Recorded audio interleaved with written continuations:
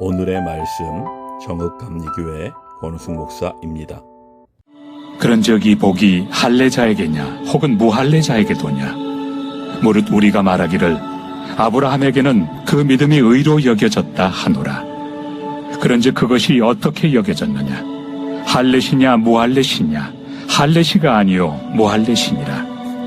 그가 할례표를 받은 것은 무할례시의 믿음으로 된 의를 인친 것이니 이는 무할례자로서 믿는 모든 자의 조상이 되어 그들도 의로 여기심을 얻게 하려 하심이라. 또한 할례자의 조상이 되었나니 곧 할례 받을 자에게뿐 아니라 우리 조상 아브라함이 무할례시에 가졌던 믿음의 자취를 따르는 자들에게도 그러하니라. 아브라함이나 그 후손에게 세상의 상속자가 되리라고 하신 언약은 율법으로 말미암은 것이 아니요 오직 믿음의 의로 말미암은 것이니라. 만일 율법에 속한 자들이 상속자이면 믿음은 헛것이 되고 약속은 파기되었느니라. 율법은 진노를 이루게 하나니 율법이 없는 곳에는 범법도 없느니라. 그러므로 상속자가 되는 그것이 은혜에 속하기 위하여 믿음으로 되나니 이는 그 약속을 그 모든 후손에게 굳게 하려 하심이라. 율법에 속한 자에게뿐만 아니라 아브라함의 믿음에 속한 자에게도 그러하니 아브라함은 우리 모든 사람의 조상이라. 기록된 바 내가 너를 많은 민족의 조상으로 세웠다 하심과 같으니 그가 믿은 바 하나님은 죽은 자를 살리시며 없는 것을 있는 것으로 부르시는 이시니라. 바울은 이제 아브라함의 이야기를 통해 의롭게 되는 길이 율법이나 행위 혹은 특정 민족의 특권에 있지 않음을 다시 강조합니다. 4장에서 바울은 유대인과 이방인 모두에게 동일한 복음의 원리를 선포합니다. 의인은 오직 믿음으로 말미암는다는 것입니다. 믿음으로 의롭다 여김받는 대표 인물은 아브라함입니다. 바울은 죄가 가려지는 복이 할례받은 사람에게만 해당하는지 아니면 할례받지 않은 사람에게도 해당하는지 질문합니다.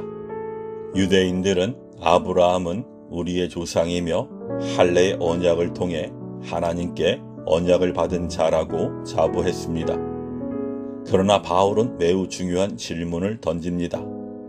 아브라함이 의롭다 하심을 받은 것이 할례시냐 무할례시냐? 이에 대한 대답은 분명합니다. 그가 의롭다 하심을 받을 때는 할례를 받기 전 곧 무할례 상태였습니다. 창세기 15장 6절에는 아브라함이 여호와를 믿으니 여호와께서 이를 그의 의로 여기시고 라고 기록되어 있습니다. 이는 아브라함이 할례를 받기 약 14년 전의 사건입니다. 창세기 17장에서 아브라함이 99세에 할례를 받았을 때 그가 할례를 받은 것과 상관없이 이미 하나님은 그를 믿음으로 의롭다 하셨던 것입니다. 할례는 의에 대한 표시일 뿐입니다. 유대 랍비 전통에서는 종종 아브라함이 그의 의로움을 할례로 입증했다고 해석했지만 바울은 그 논리를 정면으로 뒤집습니다. 할례는 의를 얻기 위한 수단이 아니라 이미 주어진 의에 대한 표요, 인침일 뿐이라는 것입니다.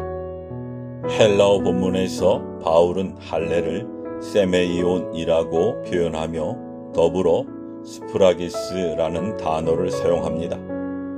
이 단어는 고대 계약 문서에 인장을 찍는 것을 의미합니다. 고대 사회에서 소우주는 가축이나 종, 문서 등에 인장을 찍어 자신의 소유임을 증명했습니다. 즉 할례는 구원의 조건이 아니라 이미 이루어진 구원의 표시일 뿐입니다. 이러한 아브라함의 믿음은 그를 유대인의 조상일 뿐 아니라 모든 믿는 자의 조상이 되게 합니다. 이는 모든 시대와 모든 사람을 향한 복음의 확장을 보여줍니다.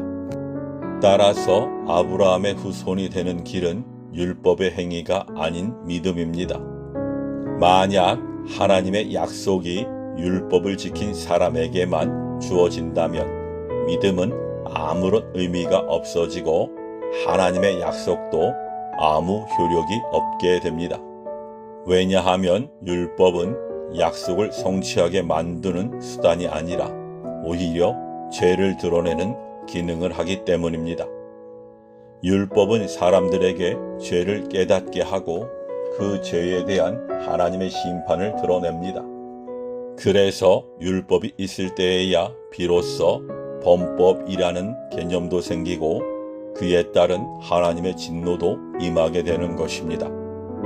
그러므로 구원은 전적으로 은혜에 의한 것이며 모든 사람에게 열려 있습니다. 하나님은 죽은 자를 살리시며 없는 것을 있는 것 같이 부르시는 분입니다. 바울은 이 말씀을 통해 아브라함이 어떤 믿음을 가졌는지를 보여줍니다.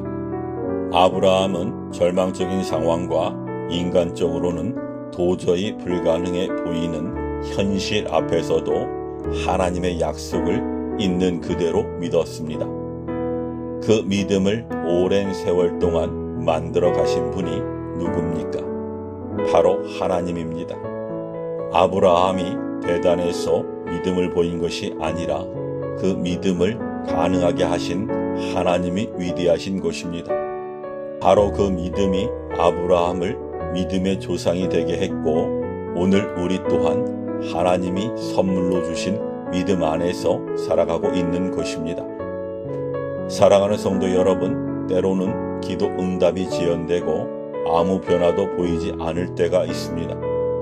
그러나 바로 그때가 하나님의 약속을 붙들고 기다려야 할 믿음의 시간입니다. 인간관계에서 겪는 갈등 속에서도 보이는 현실보다 보이지 않는 하나님의 말씀을 더욱 신뢰하십시오. 그때 하나님이 영광을 받으시고 전능하신 하나님의 일하심을 반드시 경험하게 하실 것입니다.